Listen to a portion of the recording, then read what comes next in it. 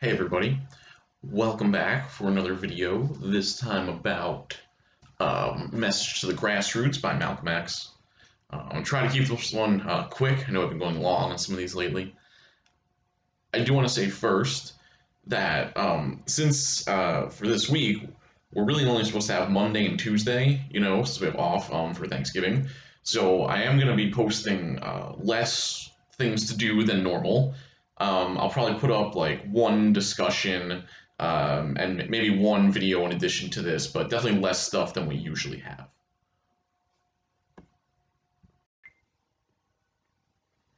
And with that said, let's get into this speech by Malcolm X. So have in mind while I'm talking about this, all the things that we said about letter from Birmingham jail, and thinking about continued thinking about this kind of comparison between both of them. So just like we talked about with the Martin Luther King letter, I want to start with the writing style here.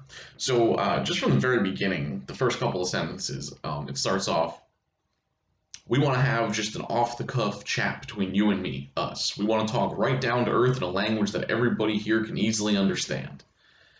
So he definitely goes out of his way right at the beginning to highlight how he's going to be speaking in a relatable way, a way that everybody can understand. Like he says, that's going to resonate with more people, and especially with people who haven't gone to college, who maybe haven't read Socrates, or who don't read the Bible constantly, like the people that Martin Luther King is talking to.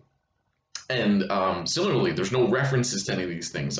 With the MLK thing, I talked a lot about allusions, like references to outside stuff, and there's not really references to too many ancient texts or anything like that. He mentions maybe the Quran, but only very briefly. And most of his references, Malcolm X's in this, are of a different kind, and we'll talk about that later. But I think that sets this apart. First of all, obviously his audience is different because he's giving a speech. King was writing a letter, so there's a little bit in different form that they're using.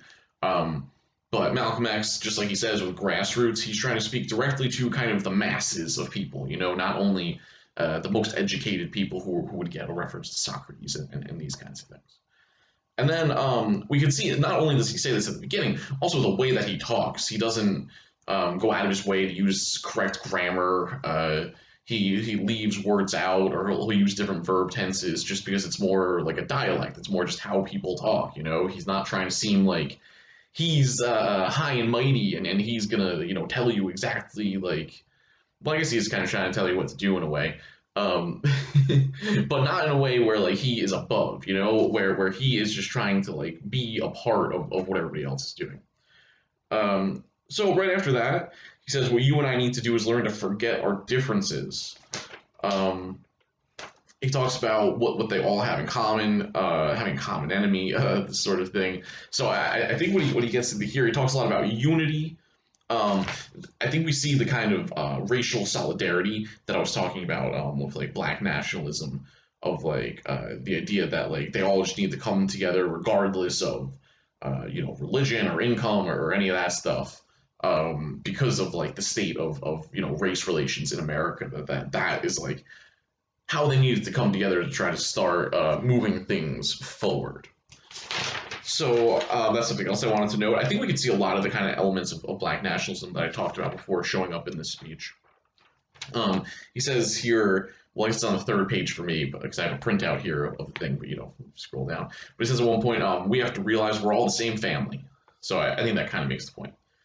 And then we get into his theory of revolution and how resistance should be done and what the goal should be, and the best way to carry it out and the evidence that he has for why he's saying this. So he starts with the word revolution.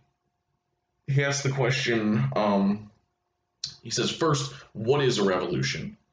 Sometimes I'm inclined to believe that many of our people are using this word revolution loosely, without taking careful consideration of what this word actually means and what its historic characteristics are. When you study the historic nature of revolutions, the motive of a revolution, the objective of a revolution, and the result of a revolution, and the methods used in a revolution, you may change words. So I think what we see here and he goes on to get in, and I'll read a little more, but he is interested in looking at history, right? He's interested in revolution and looking at the history of it.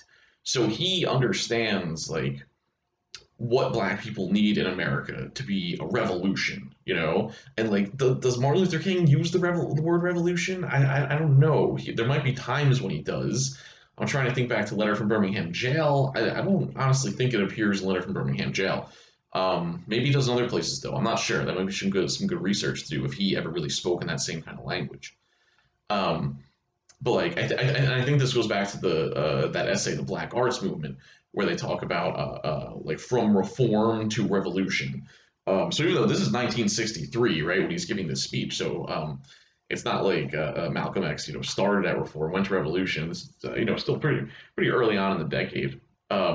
So he is definitely on the side of like what has to be done as a revolution. So if we're talking again about what's different about them, and how I want to emphasize this point where, again, people say kind of too simply that, oh, they wanted the same thing, but just in different ways. It's like, well, wanting a revolution versus just wanting reform, like that's not just a difference in tactics, That's also a difference in like what the end game is. The end game of a revolution is not getting a law passed by the United States government. Um, but I should read on before we get too much into that. Okay, so then he gives us some historical examples, and like he was saying before, studying the historic characteristics. So he says, look at the American Revolution in 1776. That revolution was for what? For land. Why did they want land? Independence. How was it carried out? Bloodshed. Number one, it was based on land, the basis of all independence. And the only way they could get it was bloodshed. The French Revolution, what was it based on? The landless against the landlord. What was it for? Land. How did they get it? Bloodshed. There was no love lost. There was no compromise. There was no negotiation. I think that's an important line. There was no negotiation. So if you remember, in Birmingham jail, I was really trying to emphasize how important negotiation is for MLK. He says that the purpose of direct action, which, all the things that King did in terms of sit-ins and protests and marches and these things, direct action. He says the purpose of direct action is negotiation. That he saw his protests not as a way to supplant the government or to establish the authority of black people over themselves or something like that, but to, negotiate and compromise with the people already in power. So there you go. There was no negotiation. So in terms of the goal, his goal is not to negotiate the way that MLK wanted to have a give and take with the people in power. Malcolm X is more interested in replacing the people in power, right? Having power for themselves in this case. He goes on, I'm telling you, you don't know what a revolution is. Because when you find out what it is, you'll be back in the alley to get out of the way. The Russian Revolution, what was it based on? Land, the landless against the landlord. How did they bring it about? Bloodshed. You haven't got a revolution that doesn't involve bloodshed. So it's not just that he personally thinks that violence is better. It's not just that Malcolm X that he's hateful or something the way that MLK accuses him of being, or that that he just enjoys violence or thinks it's fun or good or something like that. No, it's saying, okay, if we want to get our independence, what we need to do is look to see how other people have gotten their independence historically. And when he does that, he says, oh, okay, well, look, 1776, what did they do? They fought a war. The Russian Revolution, what did they do? Oh, look, they fought a war. French Revolution, guillotines, war. So like I can understand this, and from our modern perspective, it's easy to say, oh well, if you're advocating for revolution, that's emotional, right? Like you're letting your passions get the best of you. But like his reasoning here is actually kind of logical and cold and calculating.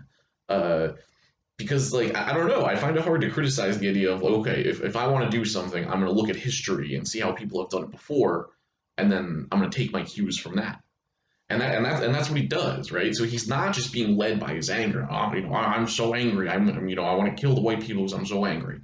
It's more like, anytime people have gotten independence in the past, this is what they did. So isn't that what we should do also? You know. So again, if we're thinking of contrast, I see MLK in Birmingham jail. His arguments they're I would say more philosophical, right? He talks about like the nature of law. You know, it's very like kind of abstract way of talking about it. Or he uses allusions to the Bible and things like that, which is a kind of like appeal to authority, right? And Malcolm X here is looking at history, uh, which you know, in Letter from Birmingham Jail, I don't know. I don't really see. Maybe the historical comparison is like the Bible, right? Like I think whereas Malcolm X, you know, views black people in the context, black people in America as similar to like, you know, the way that Americans rose up against the British. Martin Luther King looks at it, and I guess his comparison would be more, I don't know, like the Israelites in Egypt or something like that. You know, like it's just like different frames of reference for how they're trying to understand this stuff. Okay, so going on a little bit. Okay, this is a point that I don't really know what to say about it too much. I just think it's kind of devastating, and I don't really have too much of a response for it. So right after where I was reading before, he talks about how he talks about black people serving in World War II and other American wars. He says, as long as the white man sent you to Korea, you bled. He sent you to Germany, you bled. And then he says later on, how can you justify being nonviolent in Mississippi and Alabama when your churches are being bombed, and at the same time you're going to get violent with Hitler and Tojo and somebody else you don't even know? So like, I think what he's trying to do here is kind of respond and call out something about like the nonviolent movement, right? Like, I think he's trying to point out a hypocrisy in a way because he's saying like, okay, you're saying you have to be nonviolent, you have to love your enemy. Well, that's not what America did in World War II, right? Like, the Americans didn't love the Nazis. What did they do? They went there and they killed them, right? So that's kind of it's hard to argue with this, and I don't know what MLK's position was on World War II. I don't know if he was saying we shouldn't fight the Nazis or something because we need to be nonviolent. I don't know, but it's like if fighting Hitler is a justification to use violence, then why wouldn't fighting anti-black racism, murderous like anti-black terrorism in the South, why wouldn't that be justified to use violence against? And like I'm not taking a position either way necessarily. I'm just trying to lay out the argument for us and kind of see that there is a logic to it. That I don't think it's just being emotional or it's being a wacky radical or something like that. Like he does have a very kind of cold logical reasoning to it. So I just wanted to see, and I don't know how to respond to his point about World War II. It's like because I think people, even modern from a modern point of view, were inclined to say like, yeah, World War II, like you had to fight it, like it sucks, but like yeah, that was bad. You had to go stop it, and the only way to do it was violence. So like Malcolm X is looking at black people being murdered in the South in the 1960s and saying, well, this is bad, and we have to stop it, and we'll have to use violence. I don't know, but there you have it. All right. One more reading on this point of like revolution and the need for violence and stuff. Okay, actually, one more thing on his using like history. Okay, so a little bit further on, he says, of all our studies, history is best qualified to reward our research. And when you see that you've got problems, all you have to do is examine the historic method used all over the world by others who have problems similar to yours. And once you see how they got theirs straight, then you know how you can get yours straight. There's been a revolution, a black revolution going on in Africa. In Kenya, the Mau Mau, I'm not sure how to pronounce that, sorry. They were revolutionaries. They were the ones who made it to war for freedom. He goes on. In Algeria, the northern part of Africa, a revolution take place. The Algerians were revolutionaries. They wanted land. France offered to let them be integrated into France. They told France to hell with France. They wanted some land, not some France. And they engaged in a bloody battle. So something you see there, it's not just looking at history like the American Revolution stuff. He's also looking at like current history, right?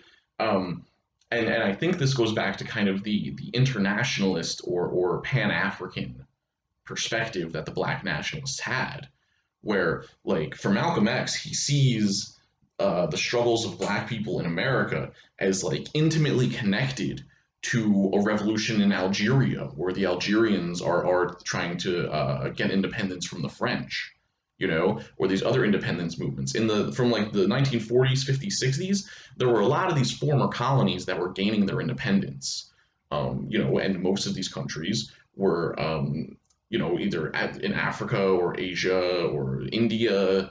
So it was mostly a situation of European countries ruling over, you know, other countries. So like Malcolm X saw what he was like basically the civil rights movement he saw in this international context in a way that I don't think, at least not in Birmingham jail, at least not in that letter, MLK doesn't really point to as much. I'm sure MLK probably talked about it at certain points, but I think Malcolm X makes it much more of a point of emphasis of like we're part of like a worldwide kind of movement, of people trying to reclaim their independence, and that's what he wanted to do. Okay, just a little more. He goes on. So I cite these revolutions, brothers and sisters, to show you you don't have a peaceful revolution. You don't have a turn the other cheek revolution. There's no such thing as a nonviolent revolution. And I think like those lines, I think you have to read them as a critique of MLK. You know, you don't have a turn the other cheek revolution. Like I think that's specifically saying like, you know, the model that he's giving us, it doesn't work. Uh, Going on, he says the only revolution based on loving your enemy is the Negro Revolution. He's using this term Negro Revolution in like a disparaging way, you know, to make it seem like it's yeah, because it's nonviolent. He basically doesn't think it's a real revolution. He goes on, the only revolution in which the goal is a desegregated lunch counter, a desegregated theater, a desegregated park, and a desegregated public toilet. You can sit down next to white folks on the toilet. That's no revolution. Revolution is based on land. Land is the basis of all independence.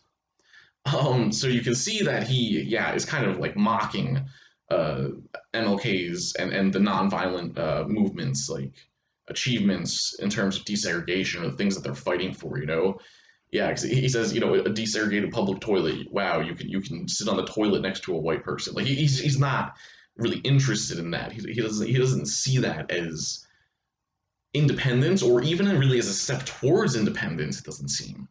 Maybe unfairly, you know, but he, yeah, is just not interested in that kind of thing.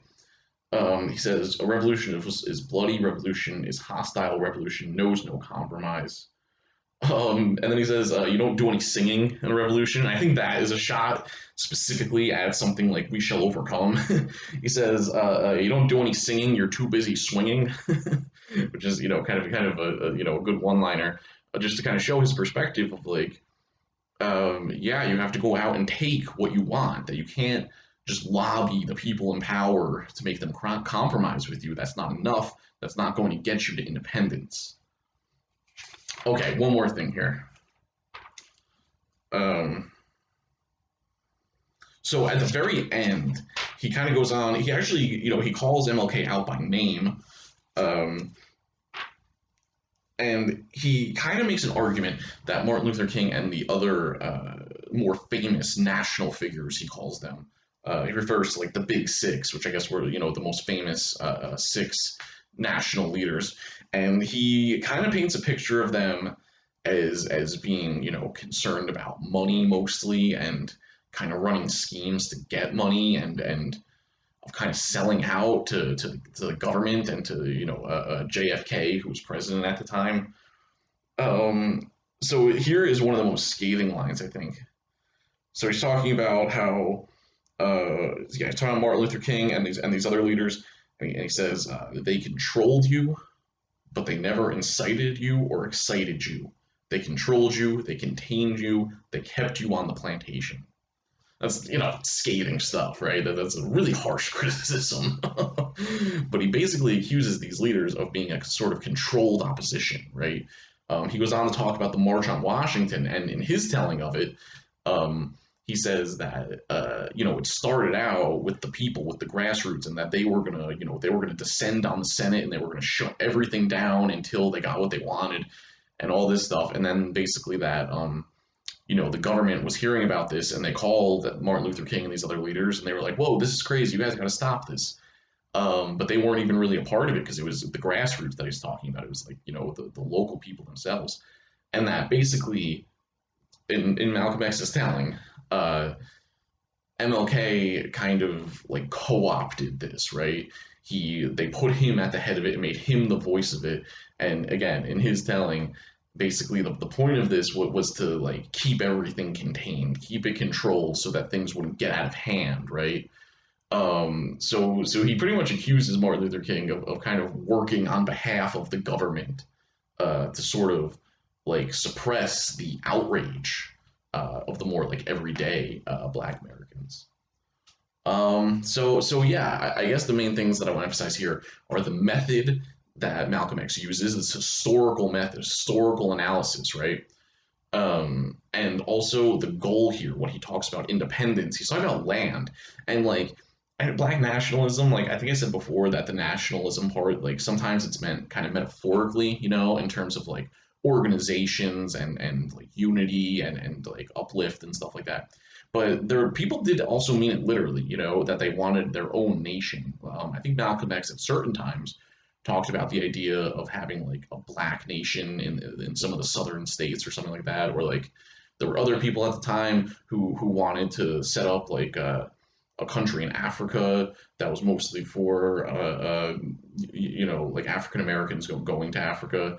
There's people who are interested with that, but yeah, he's talking about land independence, which is very different from little white boys and little black boys holding hands and playing with each other, right? Like MLK talks about, and I Have a Dream.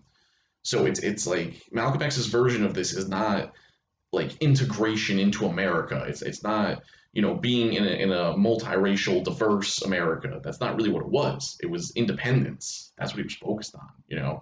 So again, different goal. Not only different methods, different goal, and also like a different like logical method to get there, right? Where he uses this very concrete historical analysis of other revolutions in the past. Okay, I've talked much too long. I'll end it here. I'm always just in awe of how smart these people were and their great ratings. So sorry if I ramble. All right, I'll see you next time.